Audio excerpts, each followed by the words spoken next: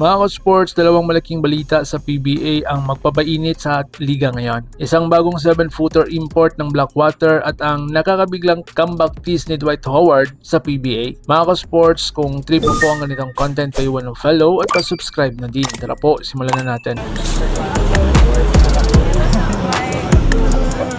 Mga ka-sports, simulan natin sa Blackwater Bossing. Matapos ang kanilang unang dalawang laro sa Philippine Basketball Association, malinaw na kailangan nila ng mas malakas na import. Ang dating import na si Daniel Offo, hindi nakadeliver sa kanilang inaasahan. Sa kanyang performance, umabot lang siya ng 11 hanggang 13 points per game at mas lalong naging problema nang magtamo siya ng minor knee injury. At dahil dito, kumilos agad ang management. Mga ka-sports, may paparating na kapalit. Isang 7-footer center na may experience na daw sa NBA G League na si Robert. Ayon sa ulat ng Tiebreaker Times, ang big man na ito ay hindi basta-basta. May experience sa iba't ibang liga sa Asia, kilala sa pagiging dominant sa ilalim, may solid na footwork at low post moves. At ang pinaka-importante, may outside shooting pa. Ibig sabihin mga ka-sports, hindi lang siya pang ilalim, pwede rin siyang bumira sa tres. At ito pa ang exciting, hindi na siya totally bagong salta sa team dahil sa Robert ay former teammate at kaibigan ng Blackwater star na si George King or Cedric Beerfield noong naglaro sila sa Taiwan. Ibig sabihin, may existing chemistry na agad ang dalawa at isang malaking advantage ito. Sa ngayon, nasa Pilipinas na si Robert at naghihintay na lang ng final decision ng management. Ayon pa sa coaching staff nila, hindi nila kayang maglaro na 50% lang import sa Commissioner's Cup. Kaya malaki ang chance na sa susunod na laro, officially papalitan na po si Offo. Pero ang tanong ngayon mga ka-sports, kaya bang baguhin ni Robert ang takbo ng Blackwater? Makakatulong ba siya para makakuha nila ang unang panalo?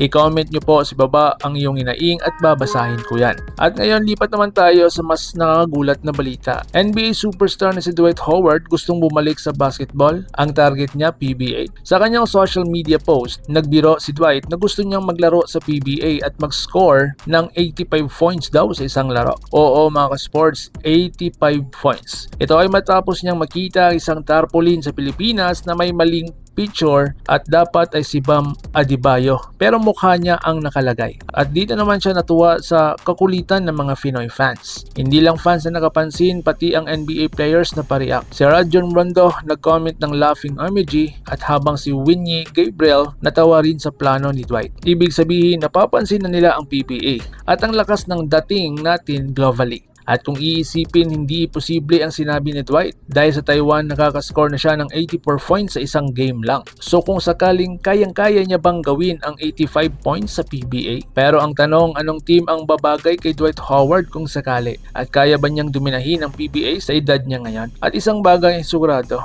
kung mangyari ito, malaking boost din ito sa PBA. Mas lalakas ang international attention at siguradong magiging must-watch ang bawat laro. Kaya mga ka-sports, gusto nyo bang makita si Dwight Howard sa PBA? At sa tingin nyo, game changer ba si Robert para sa Blackwater? I-comment nyo po sa baba ang iyong inaing, like, share at subscribe para sa mas marami pang PBA updates. Laban Pilipinas puso, so paano? Ingat po kayo.